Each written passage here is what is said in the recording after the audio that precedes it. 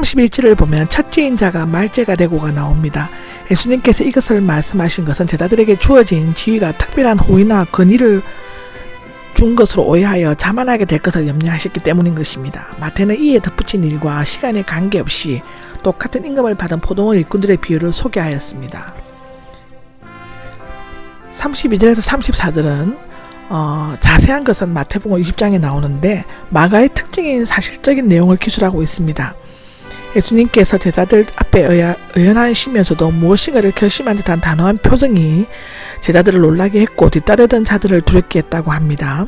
사실상 이미 예루살렘으로 죽으러 갈 것이라고 말씀하신 것을 들었던 제자들에게서는 예수님의 모습이 이해가 되지 않을 정도로 혼란을 느끼게 했을 것입니다. 더욱이 전후 사정을 모르고 뒤따르는 자들, 즉 아마도 갈릴리에서부터 따라오는 무리들이었던 것 같고 이상하고 불길한 예감 때문에 두려움에 휩싸여 있었을 것입니다. 순환에 대한 세 번째 예고는 이전의 것들보다도 더 구체적으로 완벽하였습니다. 그렇지만 제자들은 그것을 충분히 깨닫지 못했던 것 같습니다.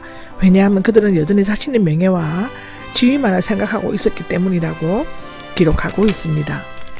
15절과 45절까지는 자세한 것은 마태복음 20절에 나오는데요. 마태에는 어머니가 구한 것으로 되어 있지만 두 아들과 함께 말했을 것입니다. 야고보와 요한은 부르짖음을 받았을 때 모든 것을 버리고 예수님을 쫓았다고 마가복음 1장 20절에 말하고 있죠. 그동안 많은 이적 기사를 목격하고 가르침을 받았습니다. 그러나 그들은 처음 사랑을 잃어버렸고 자신의 명예와 보상을 구하는 번번스럽고도 지속한 자들이 되고 말았습니다.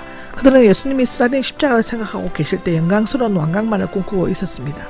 마태는 너희는 내가 마시려는 잔을 마실 수 있느냐 라고 물으셨고 마가는 여기에 내가 받은 세례를 너희도 받을 수 있느냐 라고 덧붙였습니다.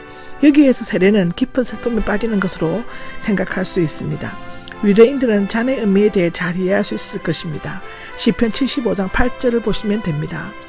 여기에서 잔은 주님의 자신의 고난에 비길 만한 내적이고 영적인 고통을 의미하며 세례는 외적인 핍박과 신뢰를 받아들이는 것을 의미하는 것 같습니다. 에 보면 세베대의 아들들의 어머니가 나오는데 예수님께 직접 청혼을 하지만 마가복음에는 야고보와 요한이 청하는 것처럼 기록되어 있습니다. 아마도 아들들의 청혼과 모증에 이끌려 대변인 역할을 한 것처럼 보이는데 당시 유대인들 사이에서는 메시아의 죽음은 하나님 나라를 초래케 한다고 생각하였다라고 에스드라 2서 7장 29절 33절에 나옵니다.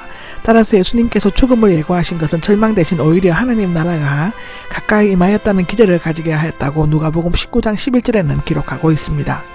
16절에서 52절까지는 이 사건은 세 공간복음서 모두 기록되어 있습니다. 마가만이 그 눈먼 거지의 이름을 바디메오, 즉 디모데의 아들이라는 뜻으로 아랍어로 적고 있는데요. 자세한 것은 마태복음 20장에 나옵니다. 마가는 다른 복음서에서는 볼 수 없는 생생한 기록을 제공해주고 있습니다.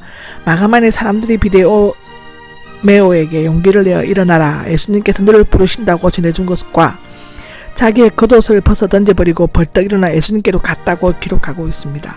여기에서 벌떡 일어나는 신약에서 여기에만 나오며 껑충 뛰어 일어나는 동작을 묘사하고 있습니다. 벗어 던져버리고 벌떡 일어나 갔다가 모두 부정각오로 되어 있는 것은 그 눈먼 사람이 매우 서둘러 대면서 급히 나온 것을 표현하고 있습니다. 51절을 보면 선생님이 나옵니다. 나의 큰 자의 뜻으로 선생이나 정언을 나타내는데 주여로 번역되고 있습니다. 요한복음 20장 16절에 다시 나오고 있는데 랍온이라 랍비보다 더 강한 단어이며 더 높은 명칭을 표시한다고 말하고 있습니다.